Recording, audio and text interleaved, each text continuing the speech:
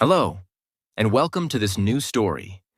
A story of failure, of fear, of dreams that were almost lost before they even began. This is not a story from a movie. This is real. This is the story of a man who had nothing. No confidence, no fluency, no proper English. He lied on his resume, not to cheat, but to survive. He said he could speak English fluently, when he couldn't even introduce himself properly. He was terrified, but that one lie changed his entire life. This story is not just about learning English. This is about standing in front of people, your voice shaking, your hands sweating, and still choosing not to run. It's about the power of one decision, the pain of being laughed at, the tears behind closed doors, and the fire that started when he said to himself, "I will not lose." So if you've ever felt scared to speak, if you've ever felt small in a room full of confident people, if you've ever thought, "I'm not good enough," then this story is for you. Watch till the end, because this could be your story too. Part 1. My name is Lucas, and this is where it all started. My name is Lucas Rivera. I'm 26 years old. I come from a small town near Seville, Spain. You know, when people think about Spain, they imagine bright cities, loud laughter, flamenco music, and confident people. But my life wasn't like that. I grew up in a quiet house, with small dreams and big responsibilities. My father was a taxi driver. My mother worked in a bakery. They were kind, hardworking, and proud, but they didn't speak English, not even a single word. In our home, everything was in Spanish: the food, the songs, the prayers, the problems. As a child, I didn't even think English was important. I used to say, "I'll never leave Spain. Why should I care?" But deep inside, I had a dream I was afraid to say out loud. I wanted to live in New York, the city of lights, the city where smart people live, where confident people speak beautiful English and chase impossible dreams. That city was in my wallpaper, on my notebooks, in my mind, but not in my plan. Why? Because I didn't believe I belonged there. In school, English was my weakest subject. I could never understand grammar. I didn't know the difference between do and does, speak and talk. I would memorize answers before exams, but I never actually understood anything. I remember once in 9th grade, a teacher asked me to read a small English paragraph in front of the class. My hands were shaking. My lips got dry. I read it like a robot. Everyone laughed. The teacher said, "This is why practice is important." But what I heard was, "You're not good enough." After that, I never raised my hand in English class again. Years passed. I finished college. I studied graphic design. I was good at it, not the best, but good enough to dream of something more than a small town. One night, I was scrolling job websites, and I saw a position at a creative agency in Manhattan. I clicked it. The job description said, "Must be fluent in English, must be confident in meetings, international applicants welcome." I stared at those words. I wasn't fluent, I wasn't confident, but I was desperate. That night, I did something I never imagined. I opened my resume, and under languages, I wrote, English fluent. My hands were cold, my heart was fast, but I hit send. A week later, I got the email. "Dear Lucas, we loved your portfolio. Can we schedule an interview?" My stomach dropped. I didn't tell anyone, not my parents, not my friends, not even myself. I replied, "Yes, I'm available tomorrow." That night, I searched. How to speak English fluently in one day. It was stupid, I knew that, but I didn't know what else to do. I practiced fake answers. I wrote them down, memorized them like a child. I was not ready, but I showed up to the Zoom interview. They asked me, "Tell us about yourself." I smiled. My face was calm, but inside I was falling apart. I said, "My name is Lucas. I'm graphic designer from Spain. I love design. I want to work in New York." I made mistakes. My grammar was broken. But I said it with courage. They nodded. They smiled. Next day, I got the offer letter. I was hired. I couldn't believe it. My hands were shaking. I showed my parents. They didn't understand all of it, but they were proud. 2 weeks later, I was on a plane to New York. I had never been out of Spain before. I had never spoken full sentences in English before. But now, I had to live in a new country, work in an international office, and speak English every day. That lie on my resume became my biggest truth, because now I had to survive it. Part 2. The first day. The boy who lied walked into reality. The plane landed at JFK International Airport around 5:45 p.m. My hands were cold. My back was stiff. But my eyes, they were wide open. For the first time in my life, I was in New York City, the land I had only seen in movies. Now it was under my feet. The air smelled different. It was cold, but not in a bad way. It smelled like smoke, fast food, and something exciting, like a secret that's waiting for you to discover it. I walked out of the airport and my heart started racing. The taxis were yellow. The roads were loud. People were walking fast, talking fast, eating fast. And yes, they were speaking English faster than my brain could understand. Everywhere I looked, I saw different people. White, black, Asian, Arab, Latino, Indian. This wasn't just one country. It was the whole world, standing on one street. And me? I was a small-town boy from Seville, wearing a blue jacket I had borrowed from my cousin, holding 2 bags and one big lie. I'm fluent in English. I had booked a small Airbnb room for a week. It was in Queens. I chose the cheapest one, $38 a night. The room was small, just a bed, a window, a tiny table, and a dusty lamp. But I felt rich. I felt like a movie star in a cheap hotel. Because this wasn't about luxury. It was about freedom. I spent my first evening walking. I didn't go to Times Square. I didn't go to the Statue of Liberty. I just walked around the blocks near my stay.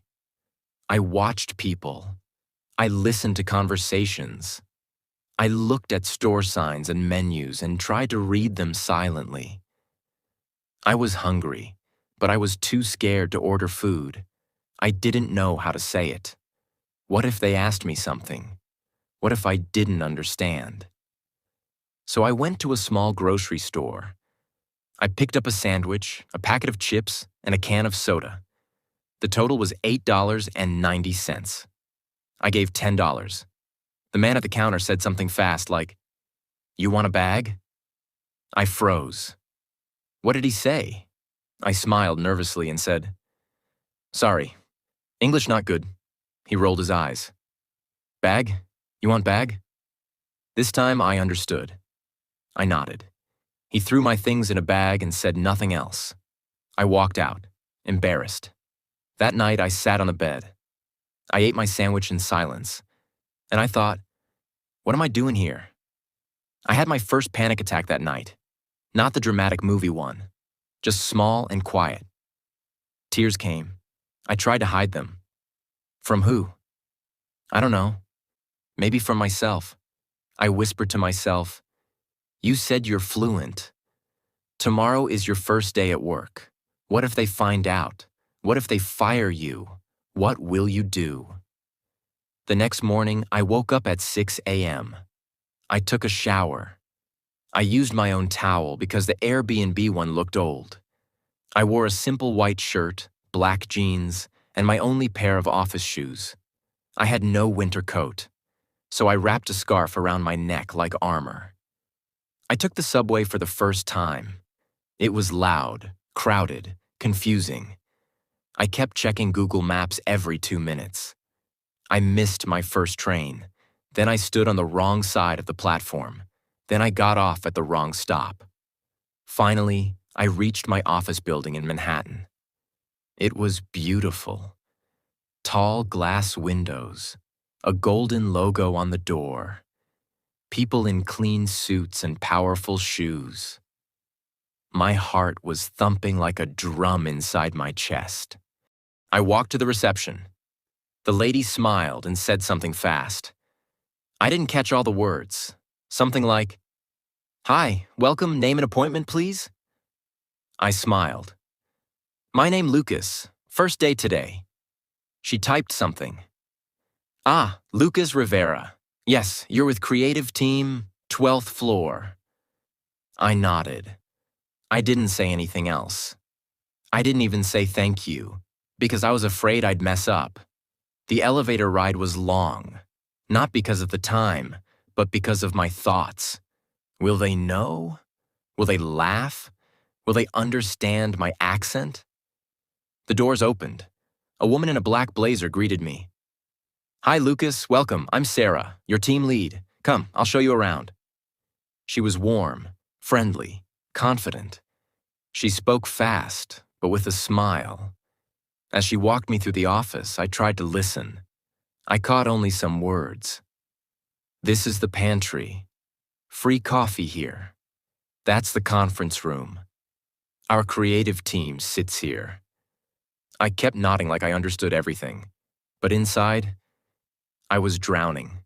Then we reached my desk. It was clean, modern.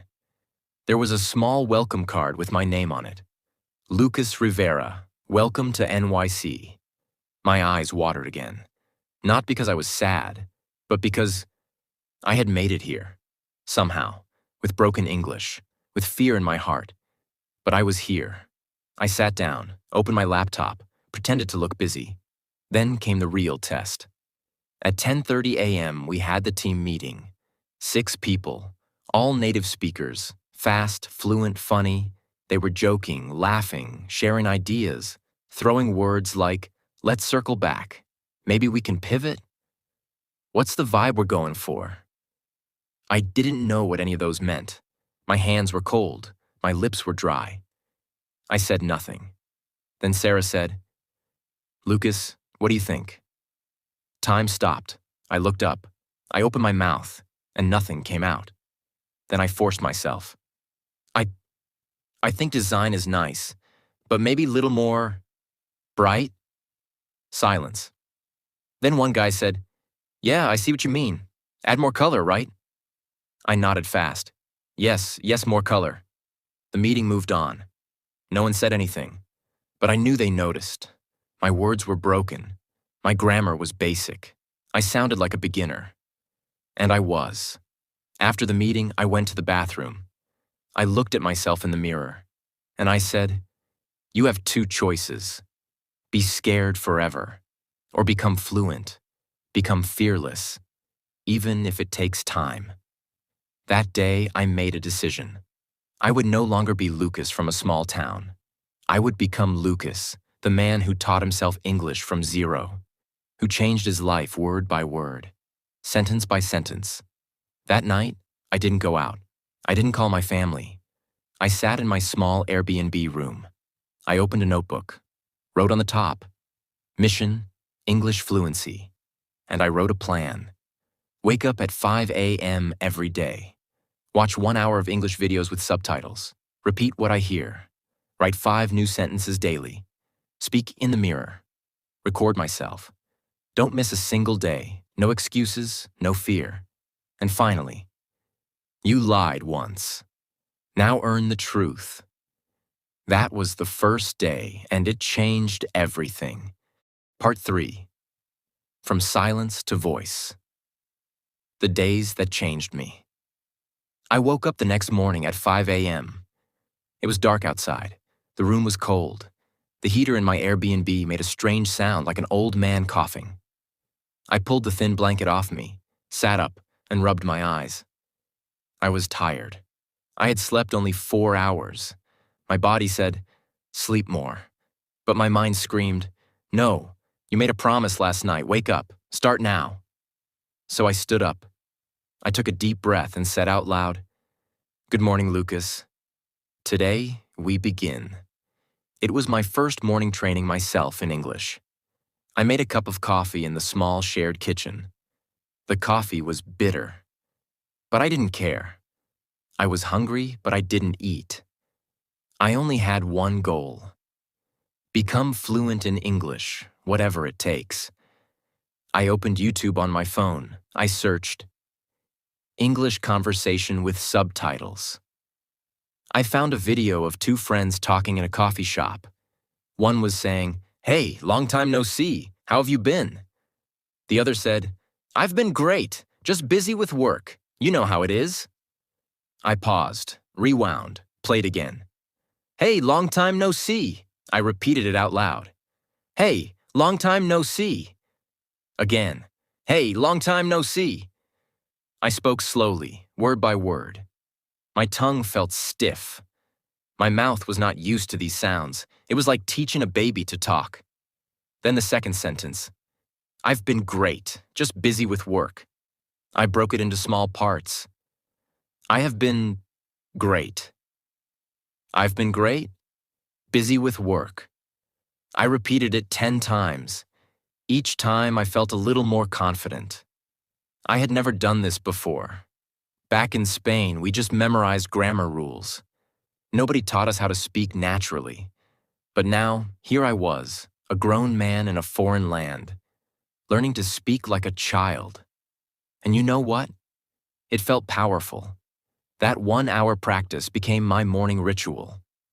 Every day, 5 a.m. to 6 a.m. before work, no matter how cold, no matter how sleepy. I called it my power hour. After 1 week, I added a mirror practice. I would stand in front of the bathroom mirror and talk to myself in English. Sometimes I introduced myself. "Hi, I'm Lucas. I work as a designer in New York. I love creativity and good coffee." Sometimes I acted like I was ordering food. "Hi, can I get 1 cheeseburger, 1 fries, and a Coke, please?" At first, I laughed at myself. I felt stupid, but I kept going. Because I remembered something I heard once. Embarrassment is the price of growth, and I was ready to pay that price. Every day after work, I came home tired. But I didn't stop. I made a schedule, 6 p.m. to 7 p.m. Watch English TV shows with subtitles. 7 p.m. to 7:30 p.m. Write 5 new sentences in my notebook. 7:30 p.m. to 8 p.m. Record myself speaking and listen to my voice. Yes, I recorded myself. My voice sounded strange. My accent was strong. My grammar was weak. But I did it. Every single day. One night, I was practicing in the mirror when my Airbnb host walked past the bathroom. He heard me talking and said, "You okay in there?" I smiled and said, "Yes, practicing English." He laughed. "Ah, good. You'll be American in no time." He didn't know it, but that was the first compliment I ever got on my English. I smiled the whole night, but not every day was happy. Some days I made mistakes at work. One time I wrote an email that said, "Dear sir, please find the file." My teammate replied with a correction. "Hey Lucas, just a quick tip. You can just say, 'Please find the attached file.' You don't need 'the' twice." I felt so embarrassed. Another time I was giving a presentation. I wanted to say, "This feature will make the process faster." But I said, "This feature will make the process more fastly." Silence. My manager raised his eyebrow. A teammate whispered, "Do you mean faster?" I froze. My mouth went dry. My hands were shaking slightly. I nodded. Yes, faster. I kept going, but my confidence was gone. I could feel the heat in my cheeks. After the presentation, I went to the restroom and stared at my reflection. I whispered, "Why can't I just speak right?" On the train home, I sat by the window, trying not to cry in public. When I got home, I did cry. But then, I opened my grammar book. I wrote in bold letters, "Today I learned. We say faster, not more fastly. Adverbs can be tricky, but I'll learn them." I smiled through the tears, because I realized something big. Every mistake is a teacher. I wasn't failing, I was learning. After 2 weeks, I started going to coffee shops on the weekends. I had one goal: talk to one stranger every weekend. Just one. The first Saturday, I saw an old man sitting alone. I walked up and said, "Hi, my name is Lucas. I'm learning English. Can I sit?" He looked surprised. Then he smiled. "Sure, son. Sit down." We talked for 20 minutes. He told me about his wife who passed away. I told him I was from Spain. He said, "Your English is good." I said, "Not yet, but I try." He gave me a thumbs up and said, "Keep trying.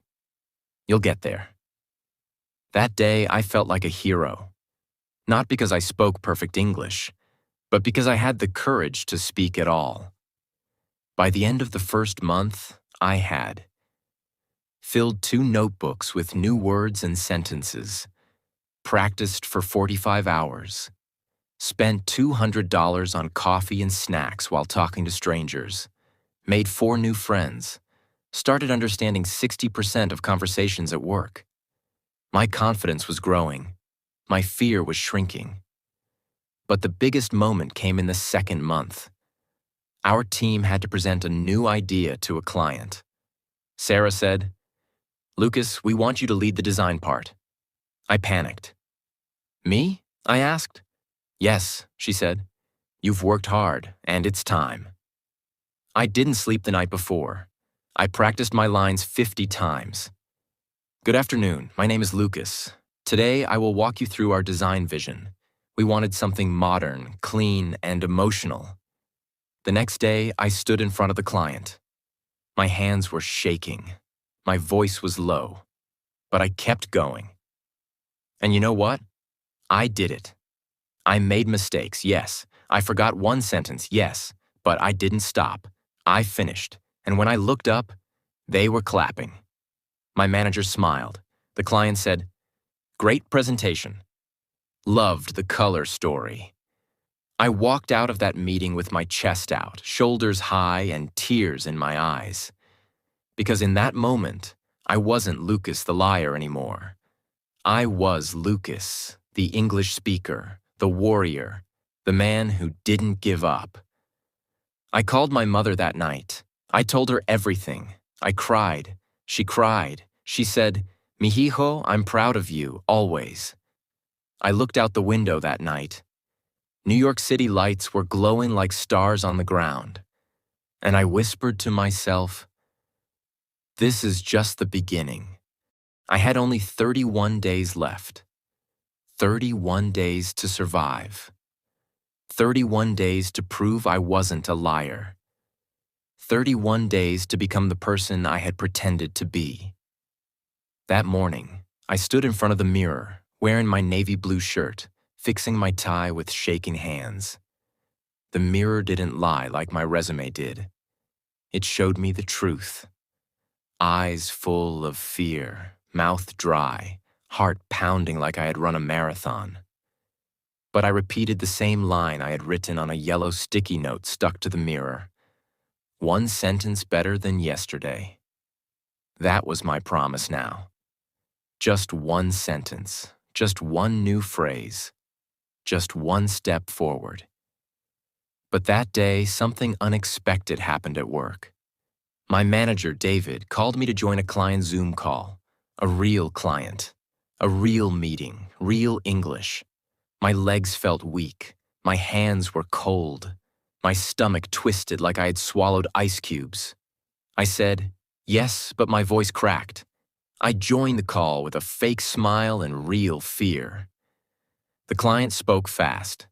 Too fast. I understood only 20% of what he said. I tried to smile, nod at the right times, and laugh when others laughed. I kept writing down every new word I heard. After the meeting, David said nothing. He just looked at me and walked away. That silence hit me harder than any insult. I knew I had failed. That night, I couldn't sleep. I lay in bed staring at the ceiling, my headphones playing a podcast called Simple English for Beginners. The host said one line that hit my heart like lightning. Fluency is not magic. It's memory, muscle, and mindset. I sat up and repeated that line. Fluency is memory, muscle, mindset. I grabbed my notebook and wrote it down. Then I made a new plan. I called it the survival plan. Here's what it looked like. Morning, 6 a.m. to 8 a.m. 10-minute meditation to calm my fear. Speak 10 sentences to myself while looking in the mirror. Listen to one short English story and repeat aloud line by line. Write 5 new words in my notebook with examples. Lunch break at office, 1 p.m. to 1:30 p.m.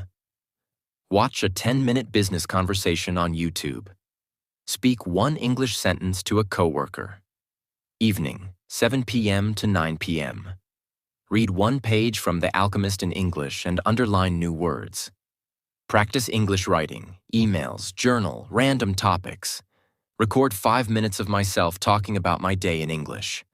Before sleeping, review vocabulary flashcards. Watch 10 minutes of a movie in English with subtitles. This routine changed everything. Day by day, I noticed small changes. On day 34, I ordered food confidently at Subway without switching to Spanish. On day 36, I made a small joke in English during lunch, and my coworkers laughed. On day 38, a lady in my apartment building asked, "Where are you from?" I replied, "Spain. I just moved here a month ago." She smiled and said, "Oh, your English is nice." It wasn't perfect, but it was nice. That one word felt like a medal. That week, I also started writing every expense in English in a small notebook to build my thinking ability. Here's what one page looked like. Rent, $1,200. Groceries, $148.35. Transport, bus plus subway, $52. Coffee, $18.75. Language books, $22. Mobile recharge, $35. Laundry, $9. Even small things became part of my learning. When I did laundry, I wrote, washing, drying, folding clothes. When I bought groceries, I made English lists. Eggs, cheese, cereal, toothpaste, apples, chicken. Every action had English in it now. I didn't live English, I was breathing it. But then came the biggest test. Day 41. A team member was sick. David asked me to handle a 10-minute internal presentation. I froze. I wanted to say no, but something inside whispered, "You're ready." That night before the presentation, I prepared my lines like I was preparing a speech to the whole world. I wrote everything down and practiced for 3 hours. I stood in front of the mirror. I acted like I was in the meeting. I said, "Good morning, everyone. Today, I'll share the progress of the Blue Tech project. First, let's look at the timeline." Again and again. Over and over. I even practiced my smile. I wore my best shirt, polished my shoes, and reached office early. When my time came, I stood. My hands were shaking, but I took a deep breath and started. I didn't read. I spoke. I forgot a few lines, but I replaced them with simple English. I smiled when I made a mistake. I added a little joke, and it worked. When I finished, I saw David nodding. For the first time, I felt like I belonged. Later that evening, I sat in a cafe, opened my notebook, and wrote, "Today, I became the man I lied about 41 days ago." Then I wrote a question. What else can I do in 19 more days? And with that, my journey reached a new level. Part 4. The language that gave me a new life. 19 days. That's all I had left before I had to prove myself completely. But something had changed in me. I was no longer afraid. Every day I was speaking more, listening more, understanding more. I didn't count English as a subject anymore. It had become part of my blood. I started enjoying English. I would read street signs, shampoo bottles, toothpaste instructions, bank forms, everything. Even mistakes didn't hurt anymore. I learned to smile at them. I remember one day I was in a cafe. I ordered a coffee and sat with my laptop. A man beside me, an older American, looked at me and said, "You're not from around here, are you?" I smiled and said, "No, I'm from Spain." He said, "But your English sounds really good. Where did you learn?" And in that moment, I smiled and softly replied, "From fear and from fire." We laughed. We spoke for almost 30 minutes. He told me he was a retired professor. I told him about my new job, about my fake resume, about my 60-day plan. At the end, he said something I will never forget. "You didn't fake your way into this life. You fought your way in. You earned it." Then came day 60, the final day. David called me into his office. He looked serious. He opened his laptop, turned it around, and showed me a graph. It was the sales report of the project I was handling. It showed a 17% increase in performance. My ideas, my emails, my client support, they worked. Then he looked me in the eyes and said, "When you joined, I had doubts. You weren't confident. Your English was shaky. But now, you've changed. You're stronger. You're clearer. You're an asset." He smiled. "We're increasing your salary. From $3,500 to $5,200 per month." I couldn't breathe. I looked at him, eyes wide, heart beating fast. I don't know what to say," I whispered. He stood, shook my hand, and said, "Just keep going. You've earned it." I stepped out of that room feeling like I was flying. That evening I walked back to my small apartment. The same place where I once sat crying, afraid I would be fired. But this time I wasn't crying. I was laughing. I opened my balcony window. The cool wind touched my face. The city lights below looked like dreams blinking at me. I picked up my notebook, the one that had my survival plan. I wrote in capital letters, "English didn't just change my career. It changed my life." Because it truly had. Let me tell you everything that changed. I started helping my coworkers with emails. They respected me. They listened to me. My parents, who once worried about me, now smiled with pride during video calls. My mother once said, "Your English sounds so professional, hijo." Son. I started dating a girl named Emily. We met in a bookstore. She said she loved my accent. I smiled and said, "I worked hard for it." We went on long walks. She spoke fast English. I listened with love. And when I told her about my 60-day journey, she said, "That's the most romantic story I've ever heard, between you and English." We laughed. But more than the money, more than the promotion, more than the love, it was the confidence that changed my life. I started applying for conferences, speaking on calls, writing articles on LinkedIn. People followed me. They asked me, "How did you learn English so fast?" I always replied, "I didn't learn it fast. I learned it deeply, with emotion, with failure, with tears, with daily practice, with heart. And do you know what I realized? That English is not just a language. It's a bridge. It connects poor to rich. It connects small towns to big cities. It connects dreams to reality. Because the world listens in English. And when you don't know English, the world becomes silent. You feel invisible. You feel ignored. You feel stuck. But the moment you speak, even with broken grammar, even with fear, the world turns and looks at you. Because now you are part of the conversation. Now you belong. People asked me, why should I learn English? What's the use? I always said, do you want a better job? Learn English. Do you want to study abroad? Learn English. Do you want to speak to people from other countries? Learn English. Do you want to grow your business? Learn English. Do you want to be confident in interviews, meetings, dates, travel? Learn English. Do you want freedom in life? Learn English. Because English is not just a language. It's a tool.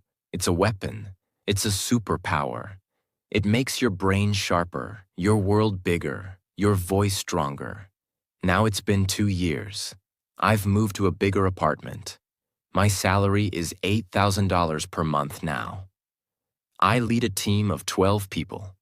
I help other immigrants like me, and I teach them the same thing I learned. Start with one sentence, one word, one smile, one mistake, every single day. You don't have to be perfect. You just have to be better than yesterday. My 60-day English journey. A daily learning plan for anyone who wants to speak English confidently like me.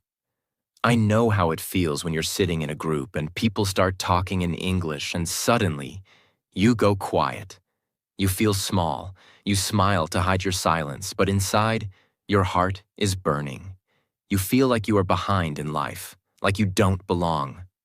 That pain? I've felt it too.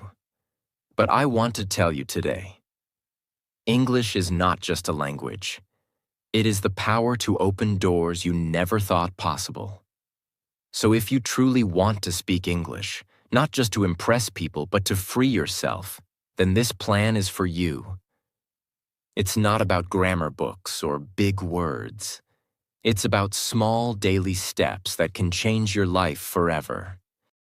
When you wake up in the morning, before touching your phone, take a deep breath and remind yourself, I am learning English because I deserve a better life. This is your first victory. Then go to the mirror, look into your own eyes, and say 5 simple lines in English about your day. I am going to the kitchen. Today I will drink tea. I have to do laundry. These small sentences are the roots of fluency. Don't think they are silly. This is how children learn, and today, you are allowing yourself to be a student again. After that, take a notebook and write down 5 new English words every morning. But not just the meaning. Write a sentence with each one. Make it personal. If your word is hope, don't just write the meaning. Write, I hope I will speak English fluently soon. Feel your words. Let them stay with you all day. You are not memorizing vocabulary. You are building your new voice. Afternoon is the time to connect with the world. After you've done your lunch or rested a bit, play a short video in English. It can be a vlog, a story, a real-life conversation, anything that feels real. Watch it once with subtitles. Then watch it again, without them. Focus not on understanding every word, but on feeling the rhythm, the flow of the speaker. After watching, close your eyes and try to say in your own words what you understood. They were at the beach. She was talking about her childhood. It made me feel happy. Even if you speak broken sentences, speak them. This is your training ground. Then take 10 minutes to talk to yourself about anything. your mother, your favorite food, your fear, your dream. You are not waiting for someone to practice with. You are becoming your own teacher, your own friend. That is powerful. Night is the most emotional part of the day, and that's when learning becomes beautiful. Sit with a cup of tea, or just in your quiet corner, open your notebook, and write 5 to 10 lines about your day. In English. Don't worry about mistakes. Just write. Today, I was sad. I wanted to give up, but I remembered my dream. Or, I made tea and watched a video. I repeated one sentence 5 times. I felt proud. These lines are not just practice. They are proof that you are growing. After writing, read them out loud, slowly, clearly. Then review your 5 words from the morning and try to use them in your diary. Lastly, before sleeping, whisper 3 things in English to yourself. I am improving. I am proud of myself. Tomorrow I will try again. Trust me, these quiet, personal sentences will stay in your soul. You are not just learning English. You are healing. You are not lazy. You are not late. You are just starting now. English will not just help you speak better. It will help you dream bigger. It will open new jobs, new friendships, new versions of yourself. People will respect your effort. But most importantly, you will start respecting yourself. And one day, you will look back and say, I did it. Just like I did. Just like many have. And just like you will. If you're reading this and you're scared of English, I want to tell you something. Don't give up. I was once you. Lost, ashamed, afraid to speak. But I kept going. Let's grow together. Let's build your English. Let's build your future. Because you are not just learning a language. You are building your life. And I am so, so proud of you. See you in the next lesson.